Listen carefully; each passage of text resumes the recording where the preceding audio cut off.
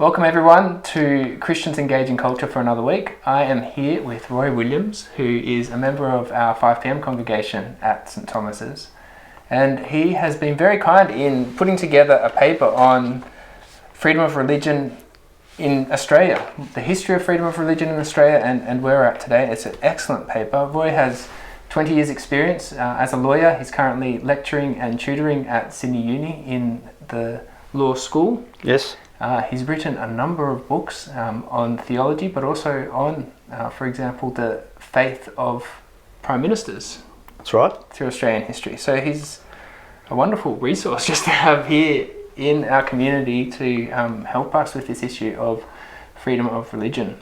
So let's start out with what you start with here after Colossians 3, which is what freedom of religion is currently afforded in Australia. Yes. I might read section 116 as you've written it here. The Commonwealth shall not make any law for establishing any religion, or for imposing any religious observance, or for prohibiting the free exercise of any religion, and no religious test shall be required as a qualification for any office or public trust under the Commonwealth.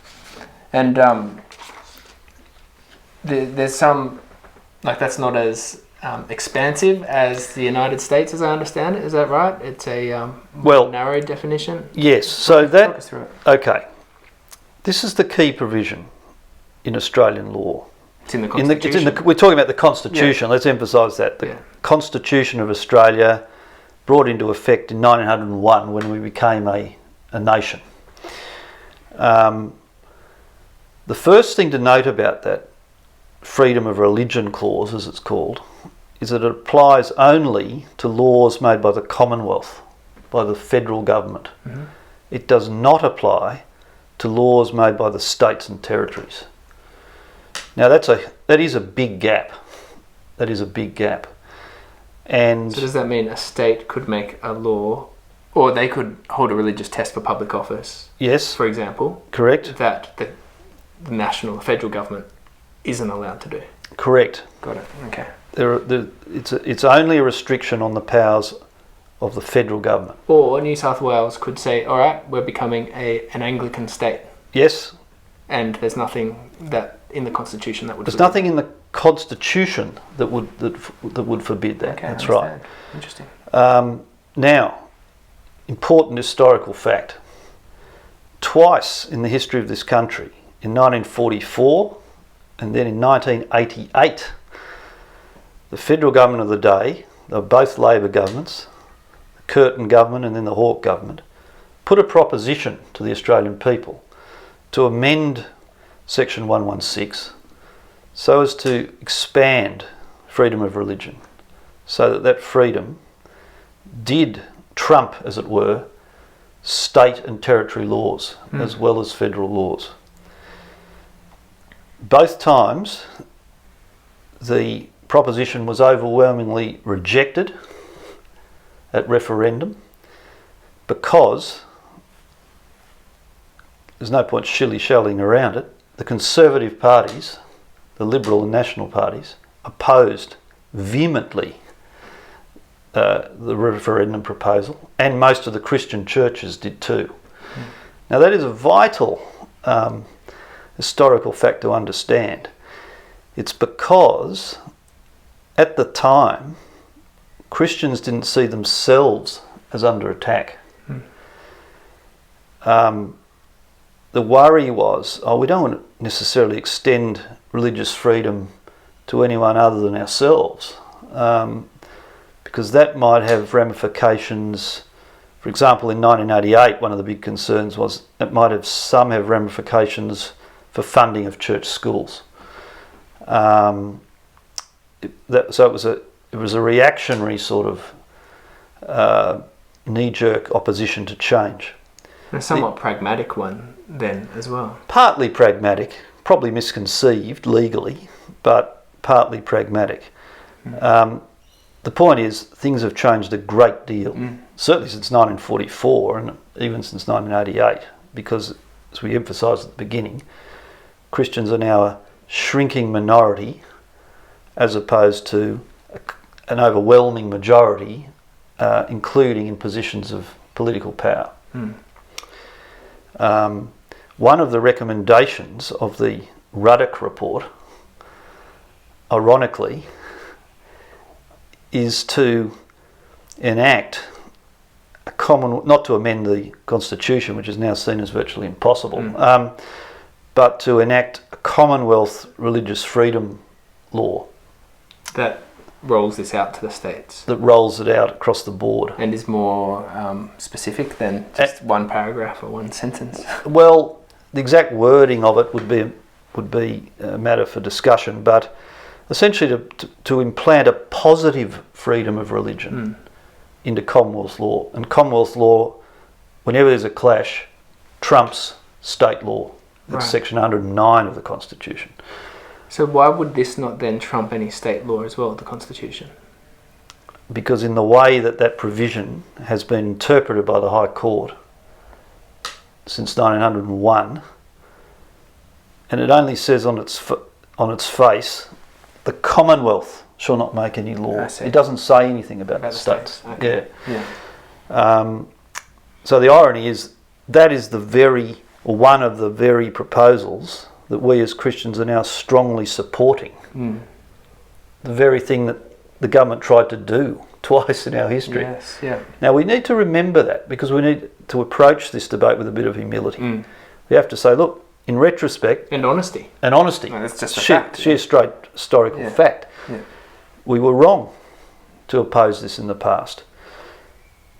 We weren't perhaps pessimistic enough about the possibilities for the future. And we acknowledge that it was a very wise thing to suggest, because now we need it. All religious minorities need it if freedom is to be fair income. And in a way, we want it because we don't want the government making decisions around our faith. That's the whole point. The point of it is, yes, we don't want whoever the current Prime Minister is saying, it's got to be my religion, here's how it rolls. Yes. Because who knows who the next Prime Minister will be. Or the next state Premier or whoever it may be. That's right. We don't want them picking and choosing. The freedom to be able to say, this is how we understand the Bible and this is how we want to apply it to our lives. That's right. I want to mention one other thing up front, because we've talked about this. As far as freedom of religion in Australia goes, yes, there are some very important arguments to be had about the Constitution, state law and so forth. But we also need to put this in perspective, the global perspective. We are still extremely blessed here in Australia by comparison with Christians in many other countries. That report that was prepared, that we've spoken about, it's on the website. It's on the website. Well. A report has been prepared for the United Kingdom Foreign Office, actually, in relation to persecution of Christians in the world. And the major finding is that Christians are now the most persecuted religious group in the world. And in some places, the Middle East in particular, some parts of Asia, it is just at horrendous levels. And the details of this report are really sobering. That's what genuine persecution looks like. The threat of death, ostracism, jail for practicing one's beliefs. Let's just bear that in mind. Right. We've got so much to be thankful for here. Exactly. And also we have to use the freedom we have. Like we have this amazing opportunity in the time and place we live to share the gospel with people. There are people in other countries who would love to have the opportunity to openly proclaim the gospel like we have it. Indeed. Now. We need to take advantage of that while we have these opportunities. Well, and be thankful for it. Be thankful. Yeah. Indeed. And to the extent we do suffer modest pushback, I wouldn't use the word persecution, but modest criticism and a bit of mocking, that sort of thing. We're told in Scripture to positively rejoice in that. True. Not to whinge about it. Yeah. To come across as self-pitying whingers is the absolute last thing we want to do. We have to explain, look, is we've made these mistakes in the past. We're not feeling sorry for ourselves.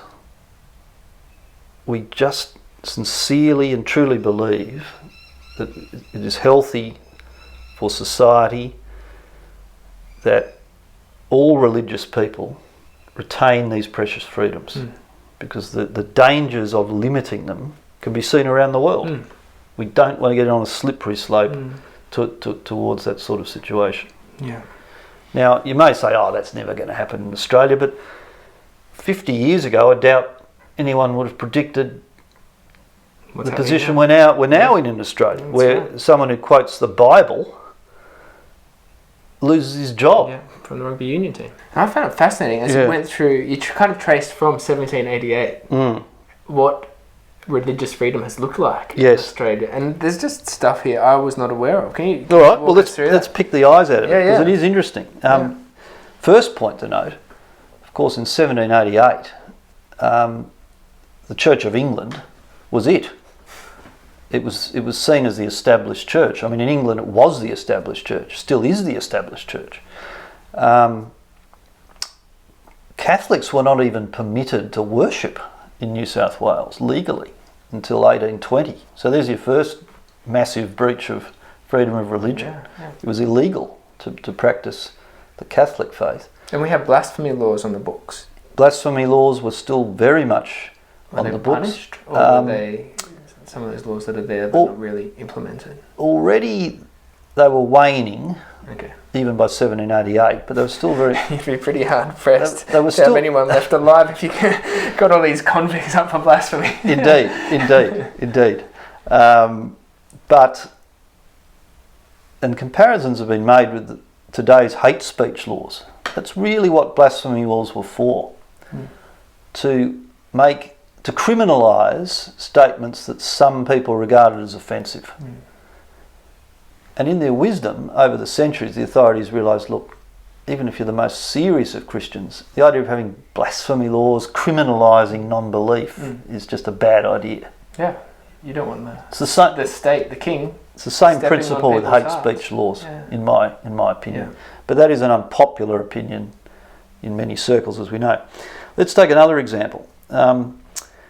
Until 1836 in New South Wales, and this applies to the other colonies as well, to the extent they existed, even the Protestant congregations who weren't Anglican, so the Presbyterians, the Congregationalists, the Baptists, they were on the outer too. For example, funding was denied to them. Only the Anglicans got funding. It was in 1836 that the principle of the equality of the Christian denominations was first enacted. A vital measure in Australian history. So from the very start, there were major limitations on religious freedom. The point is that restrictions were part of life. Prejudice against people of other Christian denominations was part of life. The Lutherans in World War I were interned. Seventh-day Adventists in World War II. And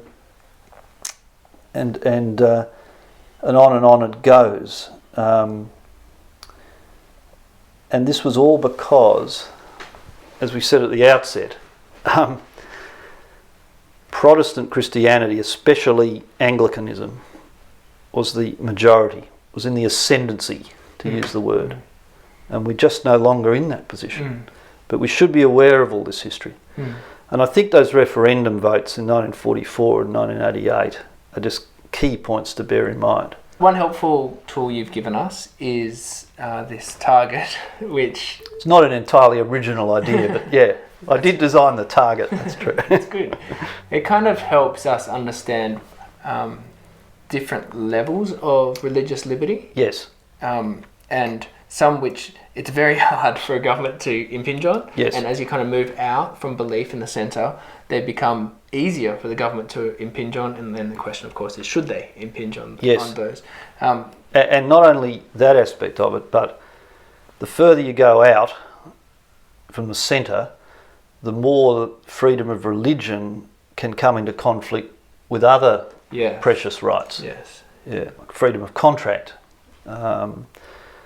other people's freedom of speech, and so on and so forth. Yeah, I can imagine. My religion says I can break any contract I want, and freedom of the right to life. My religion says I can shoot you. That's an extreme example, but let's track through that. So let's start in the middle. We've got belief at the centre. Do you just want to explain what that is and how that's protected? I guess what one individually believes in your own heart is the most precious thing. And I don't think hardly anybody in Australia would question that right, that freedom to believe whatever you wish has to be more or less absolute. I mean, the idea of the state dictating to people what you must believe is just utterly abhorrent. I think was it Queen Elizabeth who talked about not having windows into men's souls? That's a lovely way of putting it. Yeah.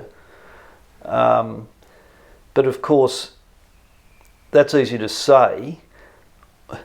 Where the rubber begins to hit the road is how you manifest your belief. So there's the centre, belief. It's very hard to impinge on that as a government. But of course, though, you may have to be prepared ultimately to die for that belief, if it's genuine, as we know the first Christians did, and people through all the centuries most of all have done this last century. Correct. Yeah. In the present day. Yeah. Okay, so that's at the centre. So as we move out, what's the next layer? Well, the next layer I would call freedom of worship. So how, let's take Christians, go about manifesting their beliefs in a religious community. Yeah. And this is a central theme of the Bible, both the Old and New Testaments, worship in community, reinforcing one's beliefs. You can't be a Christian on your own. You're brought into the body of Christ, the family of God. Yeah. Correct. Absolutely central to us. And again, you wouldn't get too many arguments in Australia that freedom of worship should be impinged. So we've got the right, St Thomas's, to meet. It's like the freedom of association laws, on which trade unionism is based. The right to meet, to formulate our own religious practices of communal worship. Yeah. So singing songs, singing hymns, celebrating the sacraments, praying, the sacraments. You would have to think of some fairly extreme examples before. Maybe when you get to some satanic cults, you might have some places where you'd impinge on their freedom of worship, their practices. Cultish practices or something of that nature, where the state could legitimately step in. Oh yeah, of course, like a cult trying to control members, but even then it'd be tricky for the state to step in, I imagine. It would, and again in Australia we don't really have much of a history of serious sort of problems in this area. So I guess one area where it kind of starts to come into play is when a church wishes to build a new church, or an Islamic community wishes to build a mosque in a given suburb. Then there can be scope for argument about whether local residents can gang up and say, no, we don't want your Christian mega church, or we don't want your mosque, we don't want your Buddhist temple in our suburb. Yeah. And the religious group comes back and says, well, it's just for us, we're not forcing you to join, but we have a right to assemble and worship. There are a few cases like that, where then usually comes down to some local government decision or zoning law or something of that nature. In fact, when I hear of criticism from the right in America criticising the left, they're criticising the left for saying things like you can have freedom of religion in your house, in your pews. And then they say, but don't let your religion come anywhere else apart from that. Thank you very much. And so they're happy for those two kind of central ones. That's right. But moving out is then where we start having these conflicts. Precisely. And I'm glad you mentioned that, Jared, because it reflects a misunderstanding of how Christians, at least, view their own faith. Yes, of course, individual belief and communal worship in a tightly knit group is important, but fundamentally that isn't the limit of faith.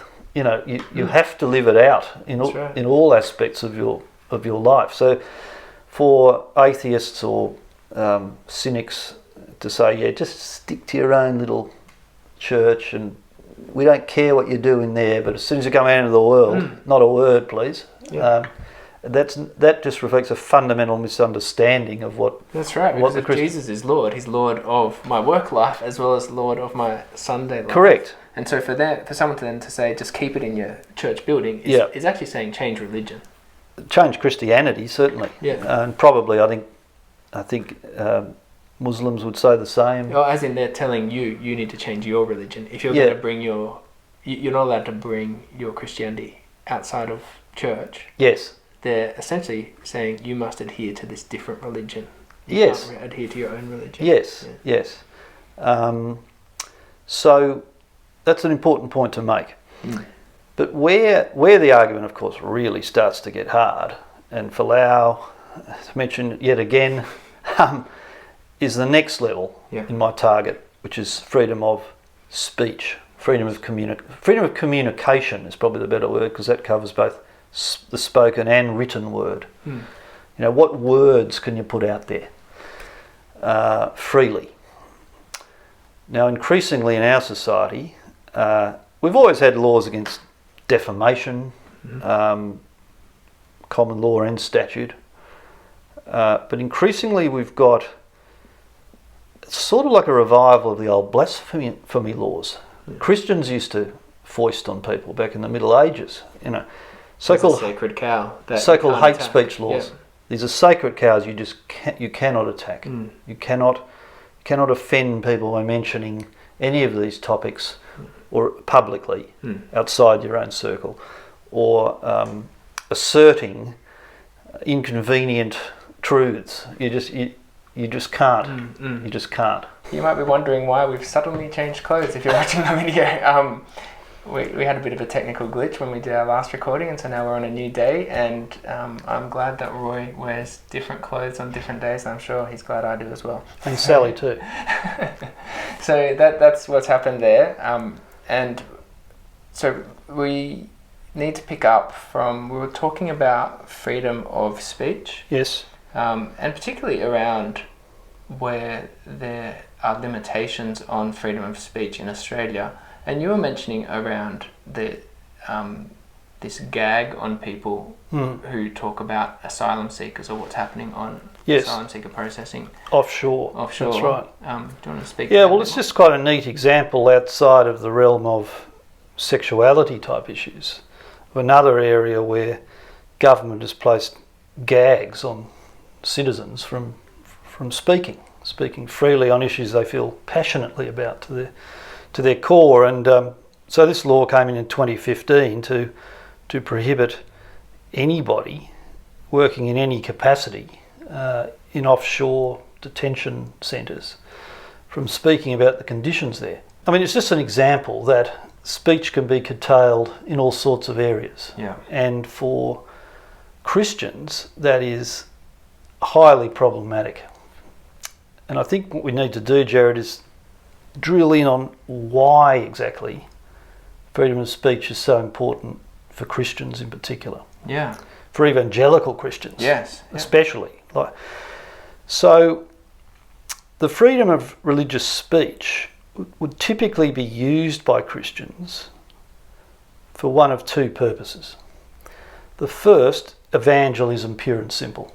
The Great Commission, to attempt to actually impart the word to other people who haven't heard it before. That's what God's on about in the world. Indeed. Between the advent of Christ is bringing people to his Son through the proclamation of the gospel. That's right. The prayerful proclamation. So two of my favourites in the Bible are Acts 17, Paul at the Areopagus, where he's given a chance by open-minded people to at least put his case and try to convince them. He did with some, he failed with others. Yes. And the lovely story of Philip and the Ethiopian.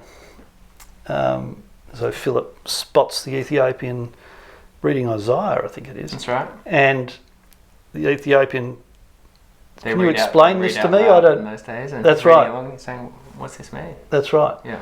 So he had the opportunity to seek to persuade him, and he did in a way that had all sorts of massive ramifications for the early spread of the gospel in North Africa. Yeah. So they're just lovely examples. Now, no one would really, or very few people would contest those. I think, even anti-religionists, they might be annoyed by evangelism and just say, look, just go away, will you? Just go away. I mean, I've had that reaction many times. I'm sure you have. Absolutely. Yeah. But it's the second area where I think the real pushback comes in our society today. And what's that area? That is the area of public policy, where Christians are attempting to put a view into the public square on socio-political, cultural issues as to what the law of the land should be. And the pushback now is, well, no, they're matters for the church only. Just keep them in the church. Keep them in the church, not a matter for government. And this is where we get into the dangerous territory of hate speech laws. I should emphasise, I've got no doubt that all hate speech laws are well intentioned. I mean, outside the lunatic fringe, no one wants to hear genuine hate speech. Revival of Nazi ideology or extreme sort of the Klan or Soviet communism or whatever it may be. The problem is that when these laws are couched in terms of you're not allowed to enter a given subject area, taboo subjects, in other words, for fear of actually just offending people, it's too low a bar. History shows that again and again and again. Because anyone can say that offends me. Yeah, and they may well genuinely be offended. Yes. But that's when freedom of speech becomes even more precious. To say things that everyone agrees with is just boring. You're never going to get an argument about that. Yeah. The freedom only becomes useful and important when people are making arguments that do offend the status quo and perhaps individuals. I mean, of course, we as Christians have the duty always to speak gently and respectfully as best we can without shying away from what we see as the truth.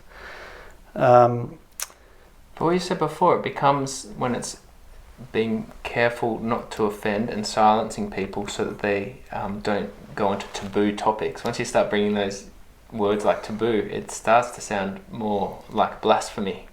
It is. It's a return to blasphemy laws. So Christians made this mistake for centuries of criminalising speech that offended them. And we're now seeing a really interesting, almost the reverse. So you had this famous example a few years ago in Tasmania of the Catholic Archbishop who put his name to a pamphlet, I think it was, that went out to parents in Catholic schools. Don't mess with marriage, I think Yeah, it's called. don't mess with marriage. Yeah. Just putting the very conventional Catholic and Christian position on marriage in very temperate sort of terms. And that was the subject of a complaint, a legal complaint, under a statute in Tasmania, and there are equivalents in other states and federally. Now, admittedly, ultimately, that complaint was withdrawn, but only after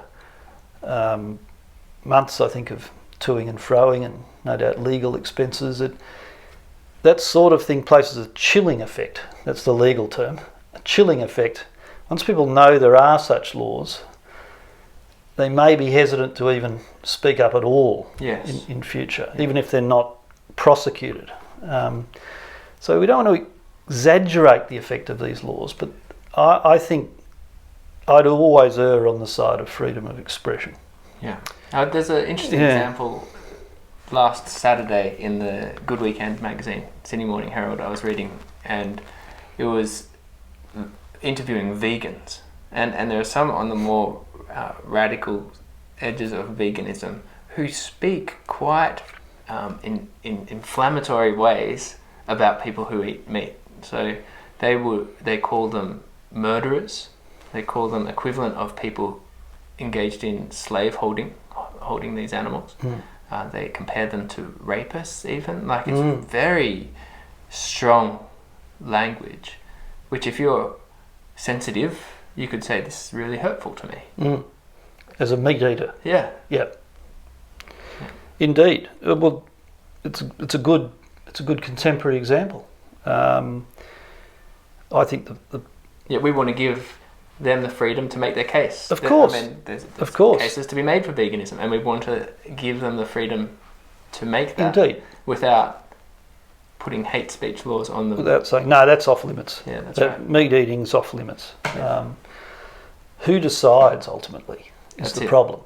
And once you put in the government to be the arbiter of respectful or holy conversation, it just depends who your next government is. Who's the next king who's going to come along and that's right, overturn all the blasphemy laws we have. That's right, and change them around. And that's why it's the whole notion of human rights inherent in the person that are not dependent on the government of the day. So freedom of speech. Let's move on perhaps to the next circle in the ring, Gerard. So which one's that? We've talked about speech, but the next circle in the ring is what I've labelled personal conduct. Yeah, what do you mean by that? So beyond just what you can write, what you can say, what you can actually do or not do.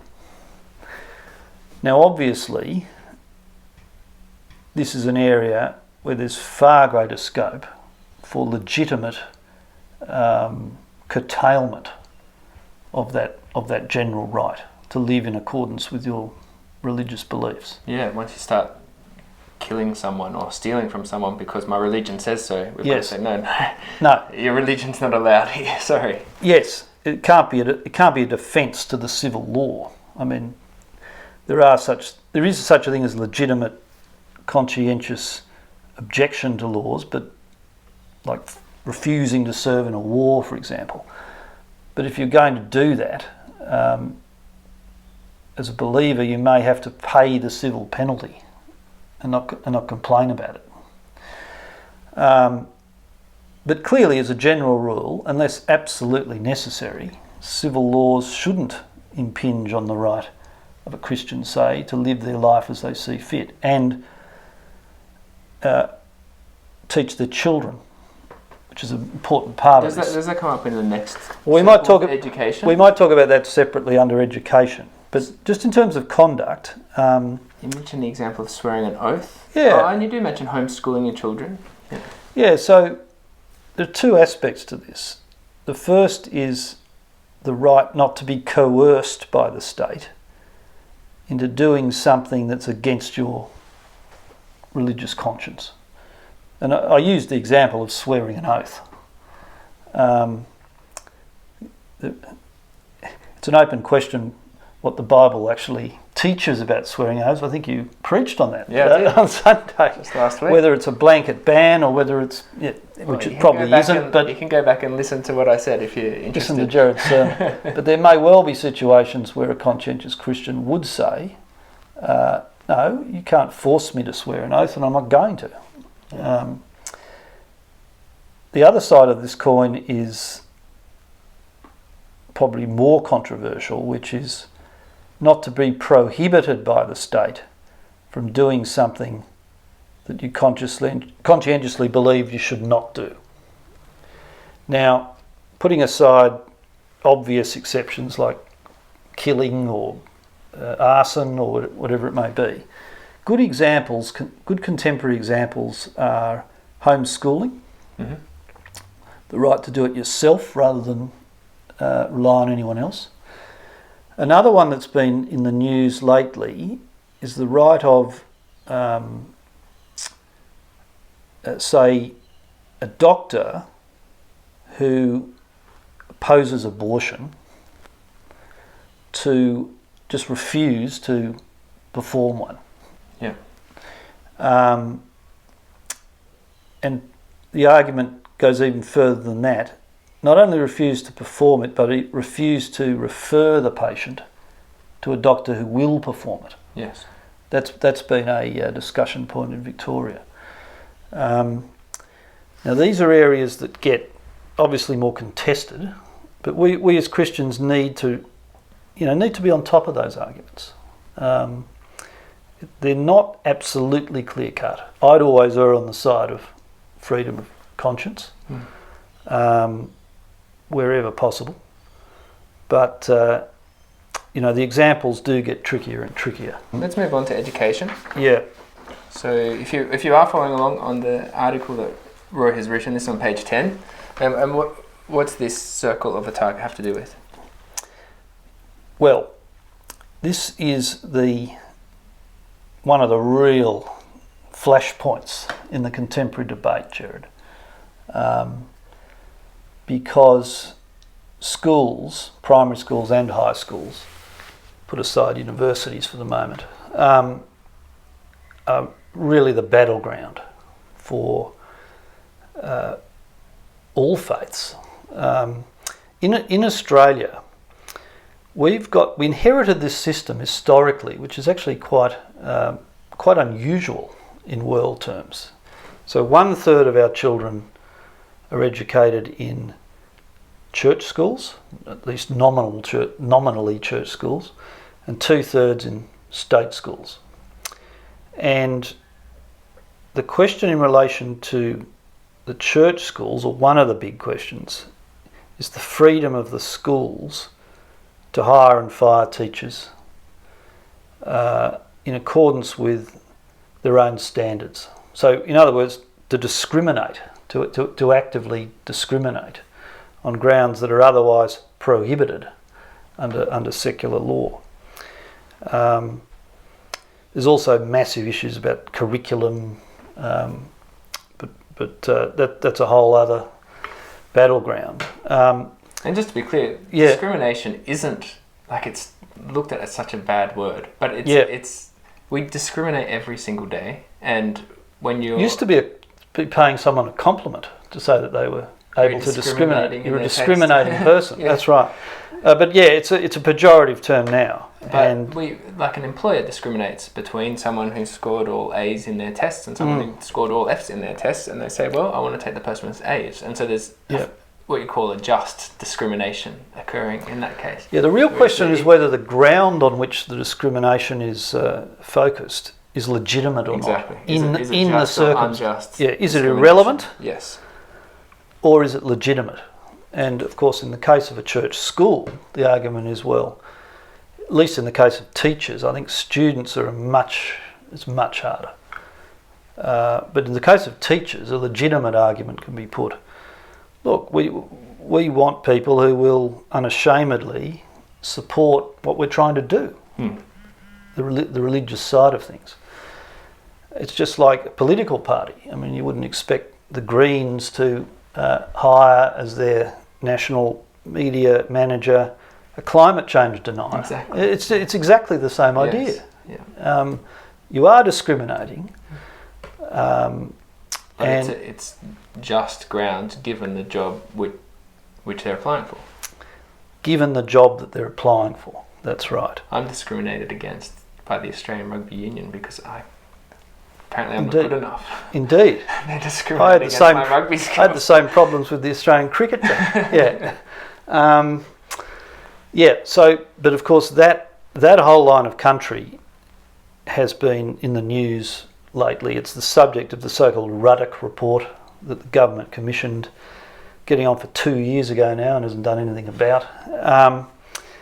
And one issue is the extent to which the freedom of religion protections currently in the law should be either reduced or expanded, or perhaps the focus should be away from this idea of exemptions Yes. and more onto just a positive right to religious freedom. Yes, because when you talk about it in terms of exemptions, Yeah, it means that everyone else has to comply with not discriminating on the basis of sexual orientation, gender identity, these kinds of issues, Yeah. or marital status. If Yeah. a school doesn't want to hire someone who's cohabitating, for example, or belief.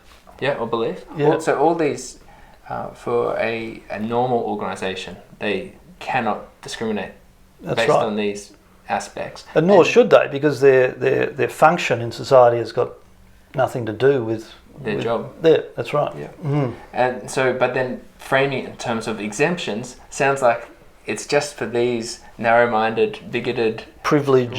religious people. We're that's creating right. this exemption, and so it's only just one cycle of elections away from a government coming in and saying, Yes. why are we giving exemptions to these people for this unjust discrimination? Let's just scrap it. And Precisely. so you're saying, no, don't frame it in terms of exemptions, but frame it in terms of a positive right of freedom of religion. Ideally, yes. The problem there, which we've already talked about, is that the difficulty of getting a positive right entrenched in Australian law is very high. To get it in the Constitution has been tried twice and failed. That is, to expand the existing limited right. There's also talk of enacting a Commonwealth anti-religious discrimination law, which would be a step ahead.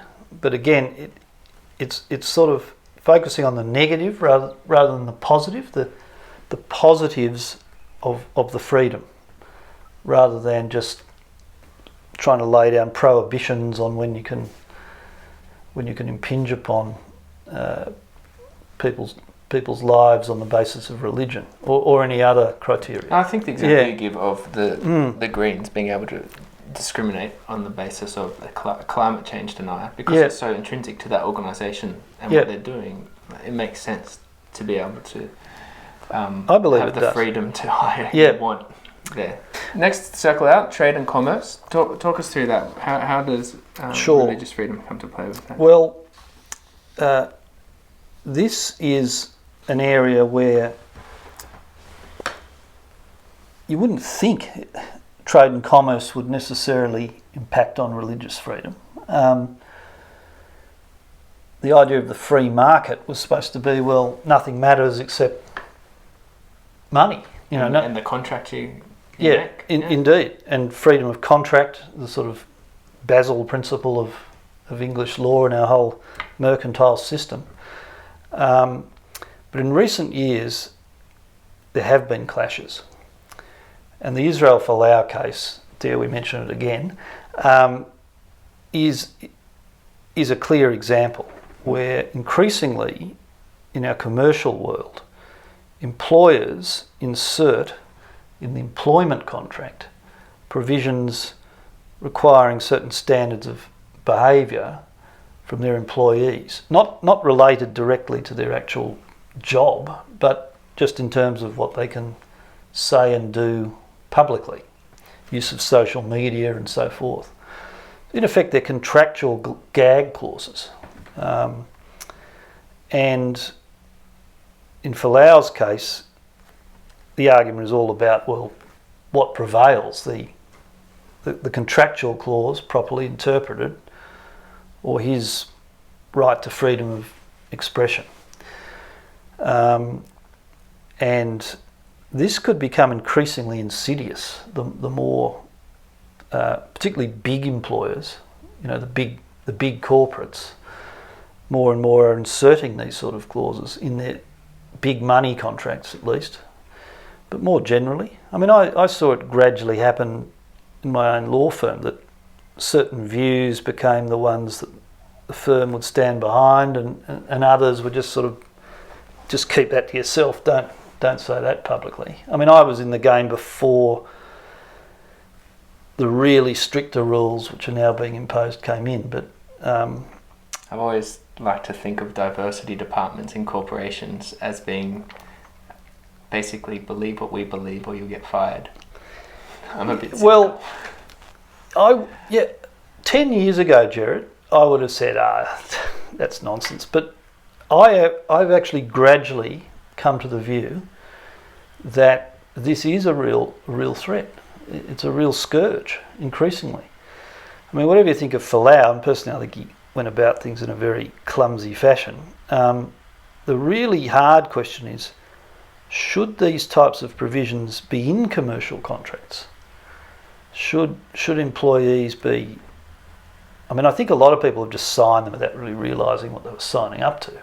But maybe there has to be much greater scrutiny, certainly by Christians, of what they're signing, what they're agreeing to. Even if big money's on the line, well, big money is rarely given with no strings attached. So to sum up, we've been through all the circles of the ring, and the basic theme is the further out you go, the more potential there is for clash with freedom of religion. And if it got to the point where you couldn't safely take a job for fear of falling foul of one of these terms of your employment, that would be a very sad state of affairs. So, given all this, given our discussion about the target, the different areas of conflict with religious freedom, given our discussion about the history of religious freedom in Australia, what should we as believers do with this information? Where do we go with this information that you've so helpfully given us? Well, if I may say so, the first thing you've got to do is educate yourself in the basics. Yes, there are some pretty technical legal issues involved here, but not all of it's technical. Just getting a bit of a grasp of that Australian history so that you come at it from a position that is informed and a position of due humility. You don't want to lead with your chin and be rightly accused of ignorance or hypocrisy. Make sure you're on solid ground.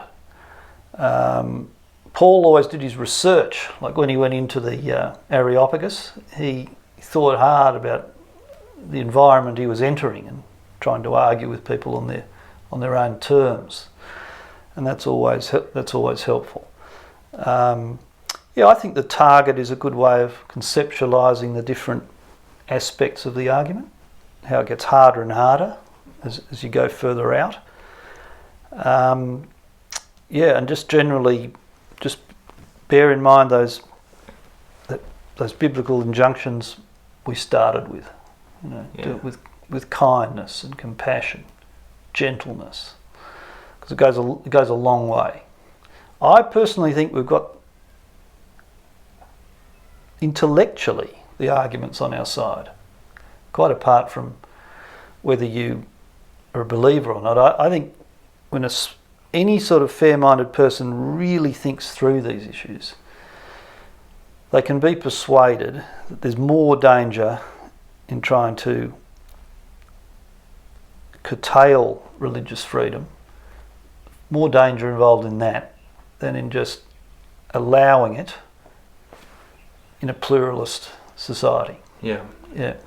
No, that's really helpful. Thanks so much for your time, Roy. Pleasure, mate. Really appreciate really enjoyed all talking the work to you. you've done on this, and such a blessing to all of us at St Thomas's. So thank you. Genuine pleasure. Thank you.